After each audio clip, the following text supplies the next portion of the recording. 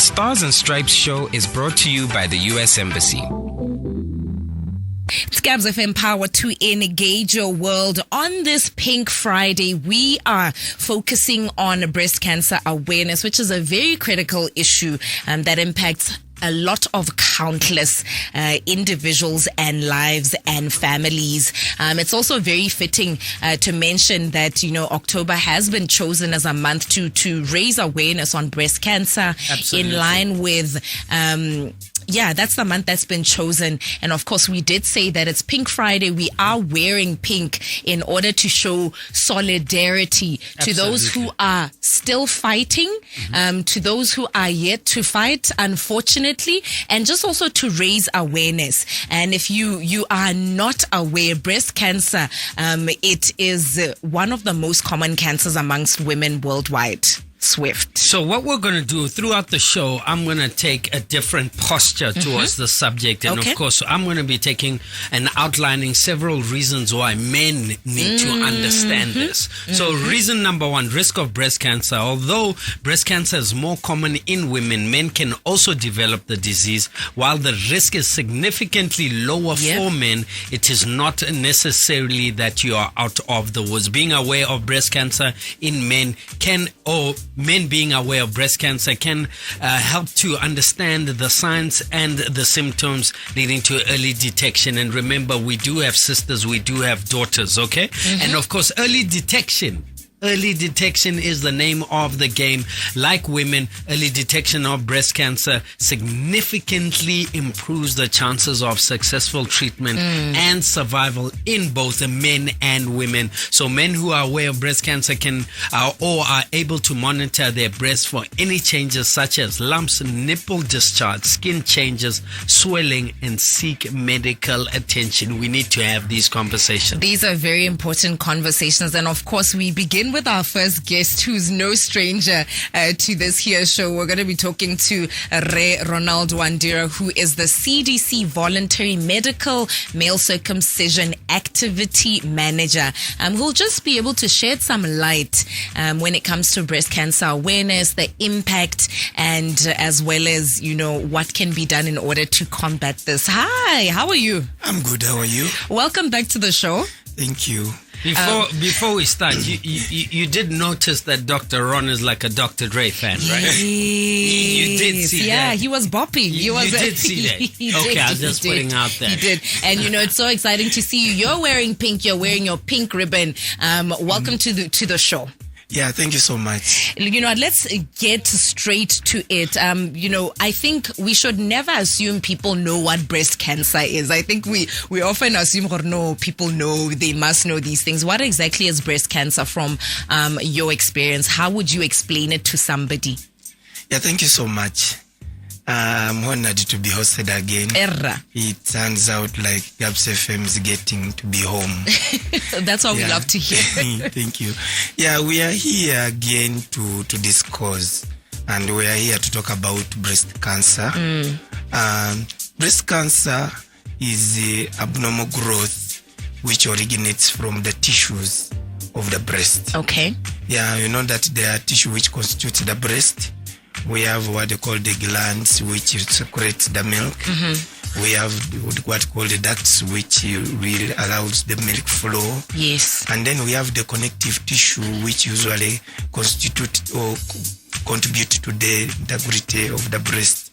So those are the main tissues which constitute the breast. And each of these is prone to developing what we call cancer by becoming abnormally multiplying in a number.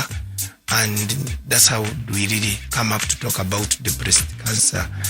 And there's no known cause currently, but just like a number of other cancers, but we have a number of associated factors. One of them is the human papillomavirus infection.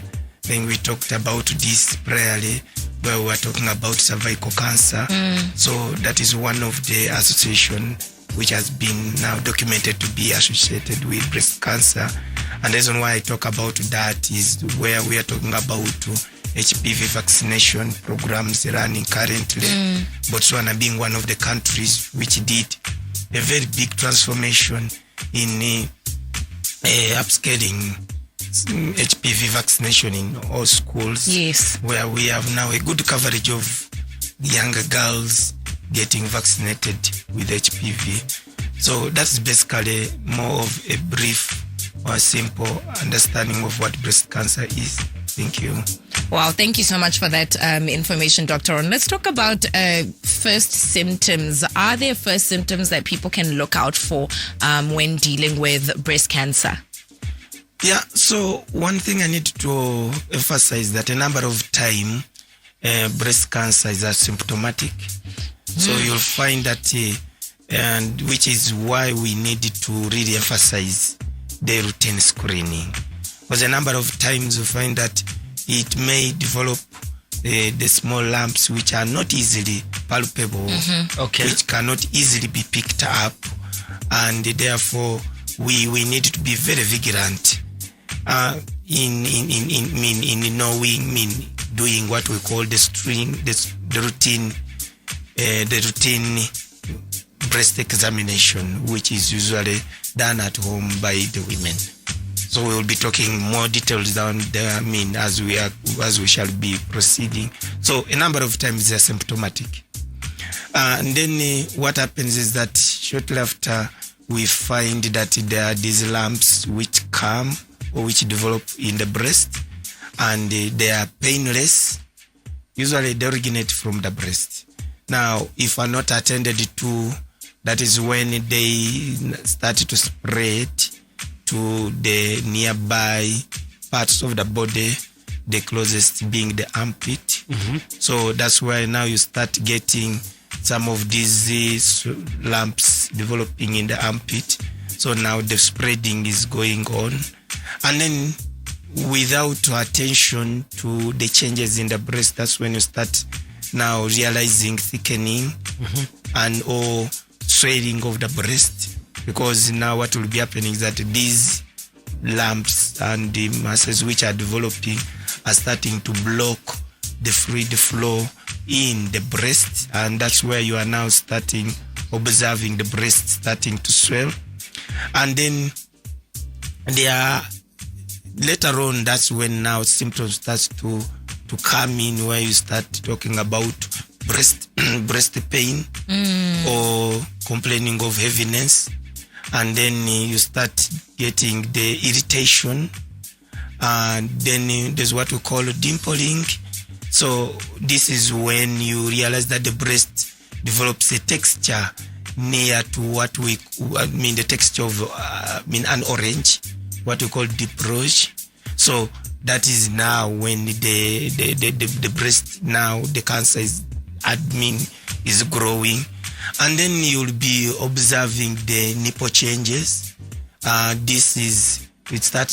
develop what we call the discharge, spontaneous out of blue. And then you realize the nipple starting to scale. That is a sort of rough texture. I would compare that to how we see a foot. The base of the foot. Yes. So that kind of texture, that is when you see that the nipple starts to develop that texture, and then the pain starts to spread. Now getting beyond the breast. So it depends on where the cancer has really spread to.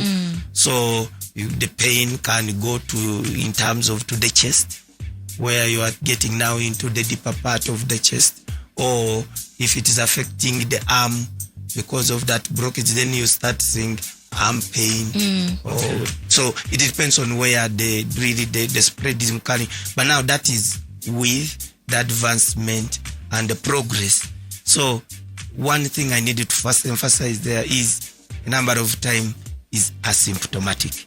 So you find that it starts the small lumps where you are not able to, they are not really affecting day-to-day life, which is very critical, why we really encourage the women to know their breast.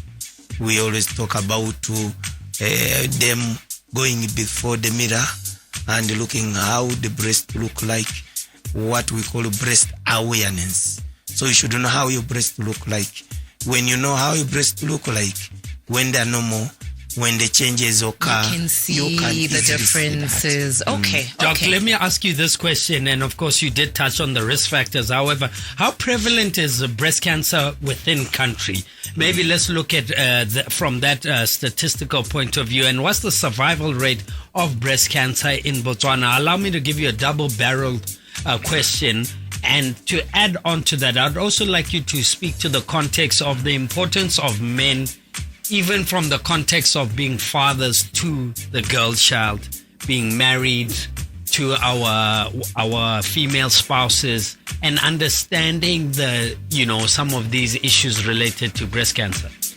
Yeah, it's quite very critical that really men are involved, simply because they do provide the support in case the wives are undergoing this process, but as well, when they are having the daughters, they are the primary starting point of the awareness to the daughters to be inquisitive about being aware about their breasts. This originates from home. As I said, the process of screening starts from home. Yeah. By the number of time you find that by the time really the affected ladies get to the doctor, a number of time you find that they come in when real things are getting out of control. So the men, one is that not only does it also affect the men, because as I said, it is originating from breast tissue, which is in both male and the female. Females. Only that the female, it is more common than the male. So the males need to be aware in case of any deviation and finding in their breast, which is find abnormal, they should be able to seek the medical attention. But as well, they are very critical in the awareness.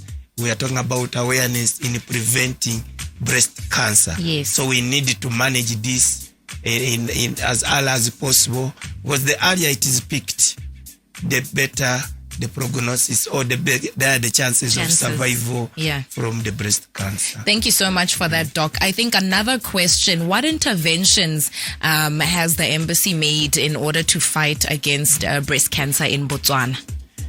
Yeah, so before I come up to that, actually, there is Swift asked about the statistics around the breast cancer, which are not tackled. We globally, breast cancer is the most diagnosed cancer, followed by cervical cancer. So you find that breast cancer is now the most diagnosed cancer, followed by cervical cancer. So that is a very big magnitude.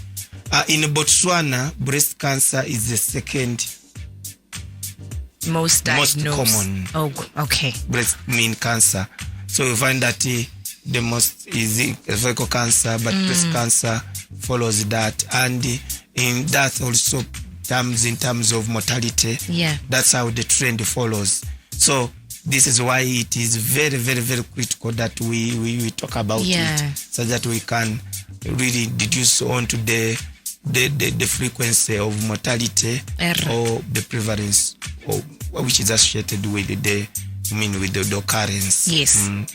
I think I need to play adverts quickly. On the other side of this, I think it's important that we talk about interventions. Please just hold it all right there. You're still tuned into Gabs FM, Power to Engage Your World. The Stars and Stripes show is brought to you by the U.S. Embassy.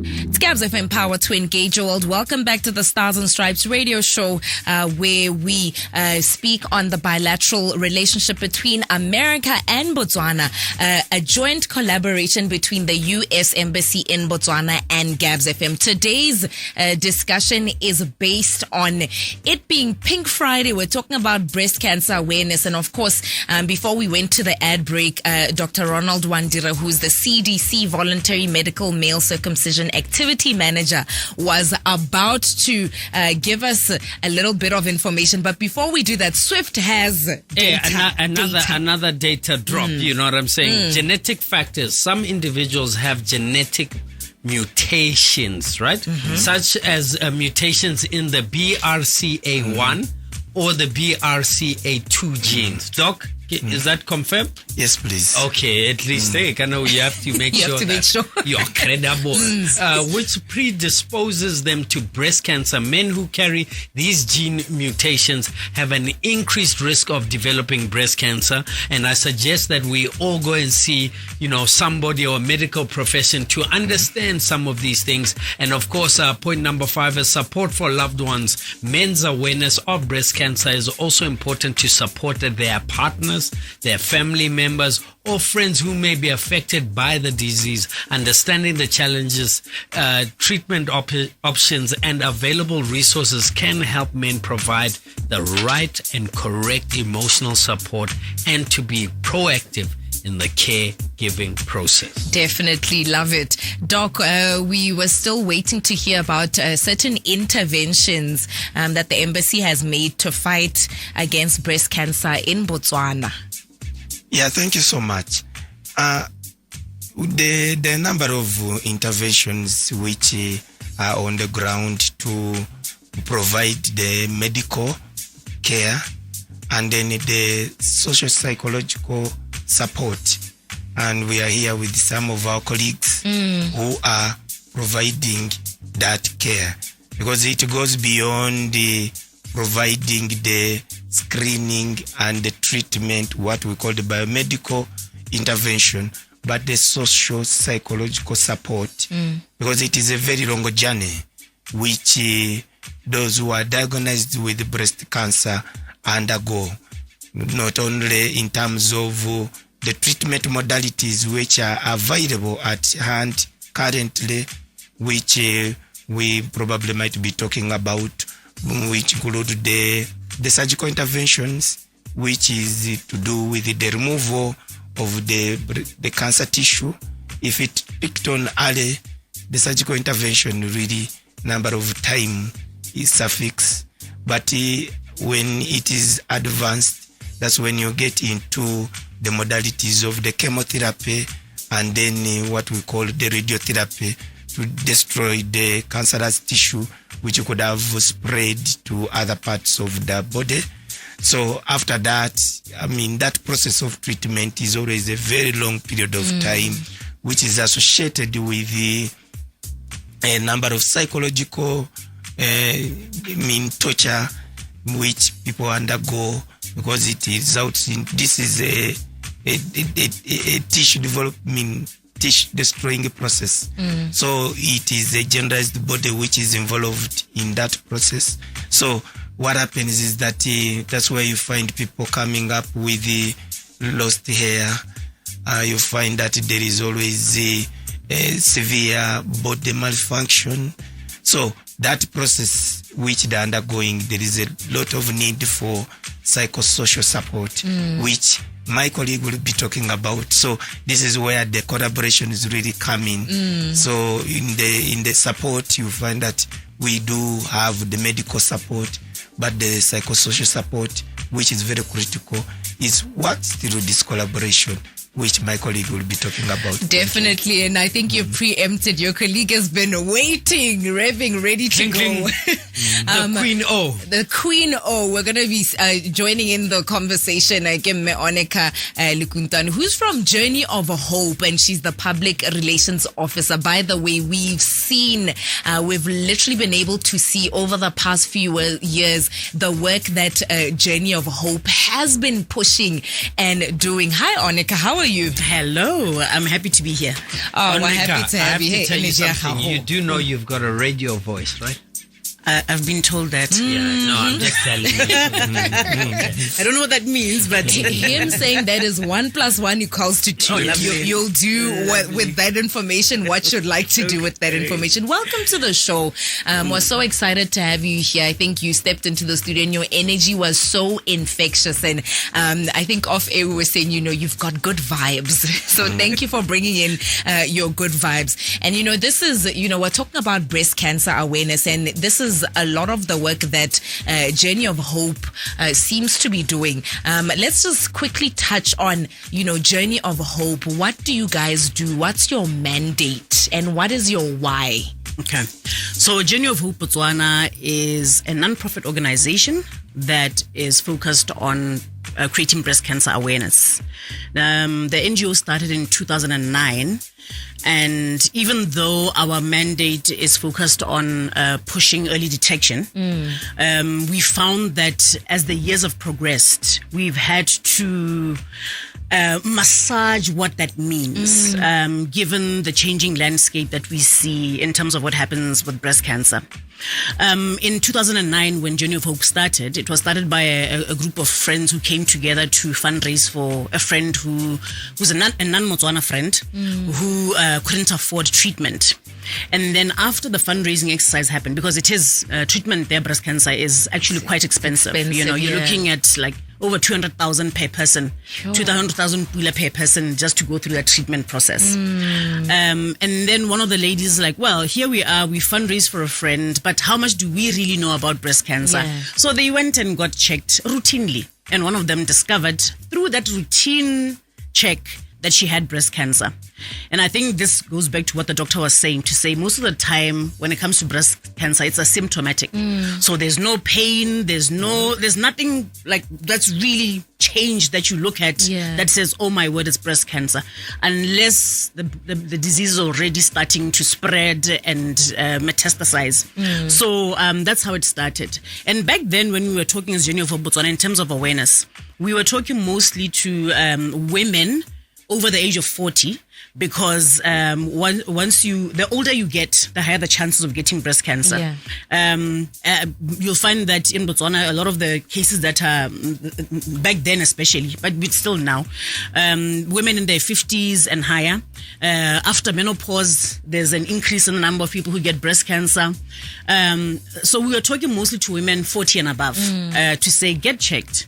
But as time has gone by, we're talking to younger and younger women, because we are finding instances of breast cancer in younger and younger women. So it's not enough to just say, touch, because our message is touch, look, check.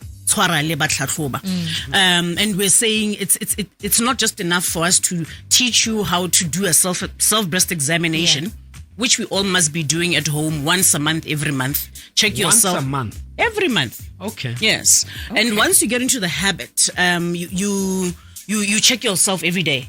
Because I say to women particularly, we as women have mastered a certain 3-step process. Cleanse, tone, moisturize. We live for that face thing, So let's master another 3-step program that could be the difference between life and death. Let us master to touch, to look, and to check. Because with the awareness that we do as Journey of Hope Botswana is we also now offer screening as part of that awareness. So we offer free breast palpation, we offer free breast ultrasounds as part of the screening process.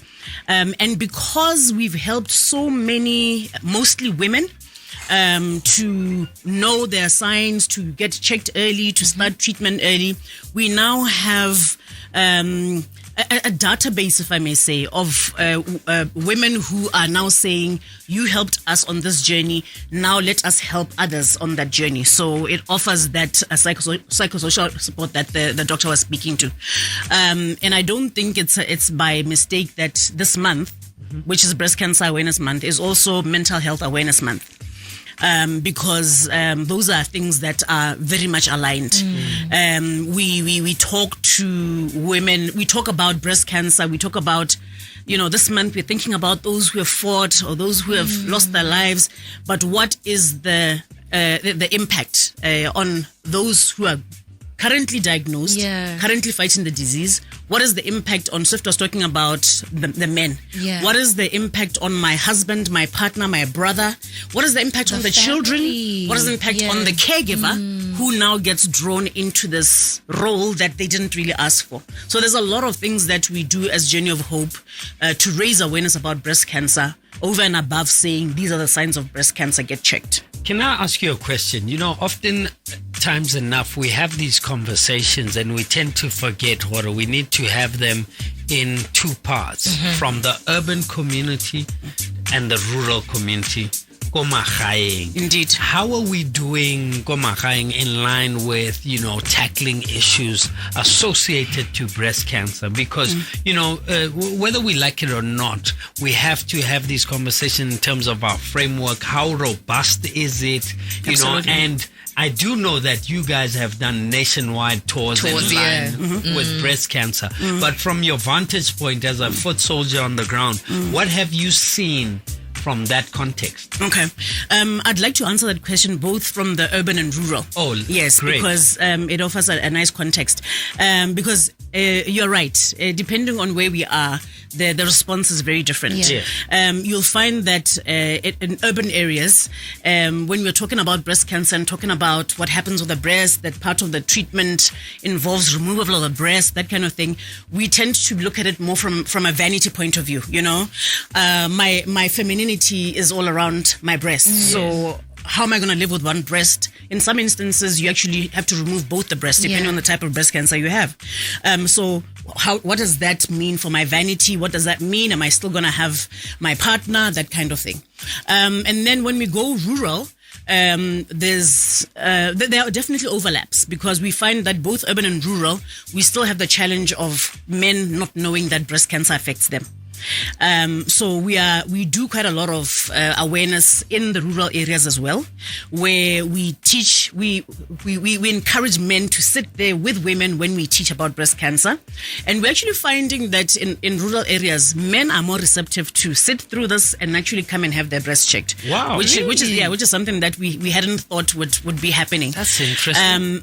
But we're finding that we also have to deal with issues of ingrained beliefs.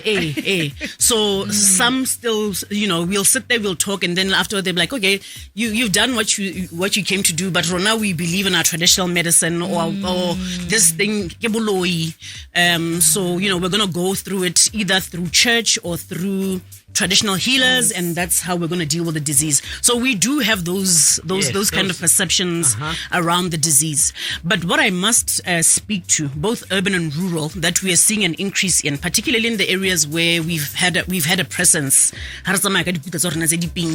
is that we're finding more and more men contacting Journey of Hope to say, my partner has these changes that you speak of. We've found in numerous villages. Yeah, we found in numerous villages where, most of the time when we come to villages, we go to clinics or khotlas or whatever place we can, but it's mostly clinics and khotlas. That we always have a man who comes and says, Kana Maabo is at home. I've given her this pamphlet. She has this challenge, but she's too scared to come. So we really appreciate the role that men are playing in terms of helping with awareness. We encourage more men to do it, because it's hard enough for us as women to have to deal with the reality that we could be losing our breasts, we could be losing a big part of what we perceive to be part of our femininity. Powerful, definitely. Powerful. I think I would like to know some of the challenges that your organization face. You did mention that campaign Botswana. What are some of the challenges that you guys have pinpointed, and how are you hoping to address them? How can we help address some of those challenges? As an NGO, there's always the challenge of finances. True. And as Journey of Hope Botswana, we are a volunteer-based NGO. So even though we have healthcare workers, we've got doctors, we've got nurses on our teams, and those are the ones that palpate, that do the breast exams, that operate the ultrasound machines, all of that kind of stuff. You find that they tend to be available outside of their normal working hours. So a lot of the work that we do tends to be on weekends, or if those doctors and nurses have been able to take leave from work. So that is one of the challenges, because a lot of the places that we want to go work on a Monday to Friday cycle. So we sometimes have that problem of reaching the people that we need to because of that. Yes. We also find challenges, even if in some of the places where we are able to go during the week, I don't know if the word is egos or something, but sometimes you find that we're not received as well as we should be. We'll go into a place and conduct awareness, and then somebody didn't come to that awareness session that we had, and then maybe they come to that clinic or that quota the following day and say, "Can I heard there were people here, I've got changes in my breast, I could have breast cancer." Then sometimes the response is, you know what I'm saying? Sure. And unfortunately, it's something that, but it's the perception is changing, because when we do awareness, particularly in clinics and hospitals, we actually invite doctors and nurses to join our volunteer to join our doctors, because we travel with doctors who do the further tests that are required. So we not only do ultrasound and mammogram, which are the screenings that are there to tell you what's in the breast, but you also need to then do the biopsy, which then confirms whether this is a cancer or not. Yeah. So we sometimes have these doctors joining us to do these FNAs and biopsies, and then we bring the others and say, here's how it's done. This is the process that we follow. Where can we have overlaps in terms of what we do? So I must say, as the years have progressed, 2009 until now, it's become a lot easier for us to work collaboratively with government. We are now also being partially supported by different stakeholders who recognize the importance of the work that we do. So in a way, there are less challenges than before, but it's mostly that financial thing and the human resource. So my little understanding within breast cancer awareness is that prevention is better than cure. Early detection is the name of the game. It's early detection, but it's even beyond early detection. Yeah. Because what's happening is we are actually trying to get to a point where you don't even get breast cancer to begin with, which is why our narrative also includes talking to the risk factors of non-communicable diseases, because breast cancer is a non-communicable disease. So we are saying, avoid it to begin with, so that you don't have to deal with here are the signs. So what my question stems from, the education process and correlating what happens in our schools, in the classroom, primary schools, secondary schools, dare I say even tertiary schools, and the correlation in terms of how that classroom education can serve as a catalyst to achieve the goals that you're trying to achieve. So my question to you is that, from your experience, would you say that we need to bring this conversation into the classroom? We definitely do. Into the classroom, into the schoolyard, into what happens outside the schoolyard. And I'm glad you brought up the classroom thing, because the school factor. Because one of the things that we speak about, non-communicable disease, is what we consume. Yes. Yeah. And if you look at the way that we are raising our children right now, I often say to people, we are raising cancer patients. Because look at what we put into our children's lunchboxes. It's predominantly processed foods. Look at when we give bana ba rona madi a mopako. What do they buy? Yeah. If you just go to any of these places go thing and get packet there the chips you will always see that little asterisk that says genetically modified. You will see the list of ingredients has got numbers and things which represent colorants and flavorants and things like that. Our kids buy lots of sugar-based things, sweet things, and all of these things are risk factors for getting the cancer. So we are raising children who are being groomed to eat wrong. And we're not teaching them in the classroom. We're ignoring the challenges outside. And by the time they grow older, now we start adding smoking. We start adding mathata. And we are waiting for a doctor to tell us stress. We are waiting for a doctor to tell us limitless Monday. Reduce this, reduce that, instead of knowing from the onset that these lifestyle choices that I'm making are actually going to be detrimental to me in the future. You know, I love the way you presented that. And Samantha and I have always said prevention is better than cure. But, you know, this sparks this. And we'd like you, the listener, to understand. Let's have these kind of conversations from the teacher to the parent to the leader, from policymakers, because, you know, we are actually need to stop working in silos. Absolutely. We need to come and collaborate, because the radio broadcaster and the creatives also serve a purpose in terms of this fight against breast cancer. Definitely. We are fast running out of time. I think let me just afford both of you, Doc. I don't know if you wanted to add something. You look like you wanted to add something. Please go ahead. We left our doctor out. Sorry. Yeah, no, thank you so much. I just wanted to highlight something when Swift was asking about why we needed to engage around the school. Yes. I wanted to highlight some of the risk factors which are adjustable. Because we have risk factors. Yes. So we have risk factors which are not adjustable, and factors which are adjustable. Yeah. I want to emphasize the adjustable one. One, it includes inactivity. That is, if you are not physically active.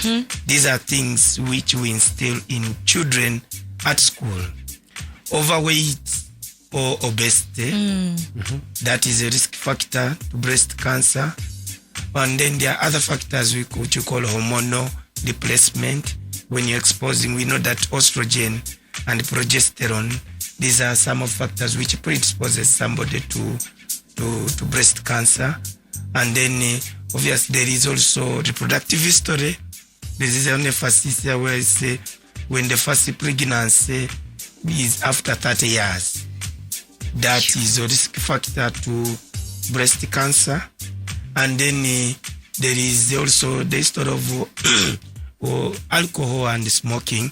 Those are factors which have been associated with the cancers, not only breast cancer, but also other cancers. So some of these factors are adjustable and they can easily be instilled in children as early as possible.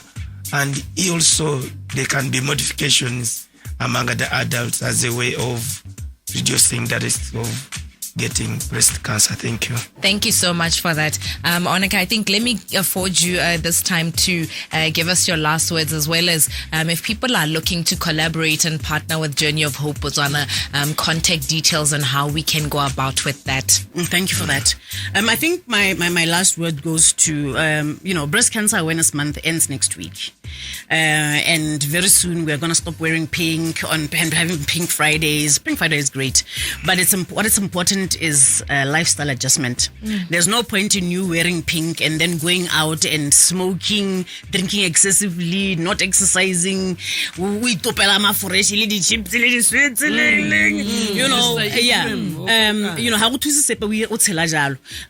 it's important that we do make the right lifestyle adjustments, because it has long-reaching consequences, not just for ourselves, but for our families. And then to also remind people who are Journey of Hope Botswana, we have a free breast clinic that we have once a month, but you do have to call us and book. It is for awareness purposes, but because we do have partners by Longora after that help us with making sure that then they do the proper tests in the hospitals to help with diagnosis. And we have wonderful doctors who even donate their time to do some of these tests for free. Bless them. So our contact details for booking such things, or if you're worried about the breast changes that the doctor was speaking about, at Journey of Hope Botswana, our number is 7230-5012. That number again, 7230-5012. Please go onto YouTube, look for Journey of Hope Botswana. We've got a lovely campaign that's called In Your Hands, which speaks to destigmatizing breast cancer. It's got breast cancer fighters, survivors, and empathizers in it, and it helps you to get a better understanding of the disease, so that we don't look at it from a point of fear, but we look at it from a point of understanding. And then lastly, we have our Facebook page, Journey of Hope Botswana. Please visit our Facebook page, and we've got a whole lot of content in there that one can look at. We are open to coming to different places to come and teach about breast cancer. Awareness and education does not end with October. Don't feel alone if you're going through this. There's always support. Love it. And from you, doctor, last words from you. We can only give you 1 minute. 1 minute, unfortunately. no. Let us work together to fight breast cancer. I like that. Thank you. Well, moving swiftly along, ladies and gentlemen, let's do our part. You know, one thing that I have appreciated and learned today is that we, or rather I, have a role to play, and we can only be the change we want to see. So let's come together. I echo and amplify the words of the good doctor to say, you know what, let's come together, let's collaborate, let's partner, let's fight together. The Stars and Stripes show was brought to you by the U.S. Embassy.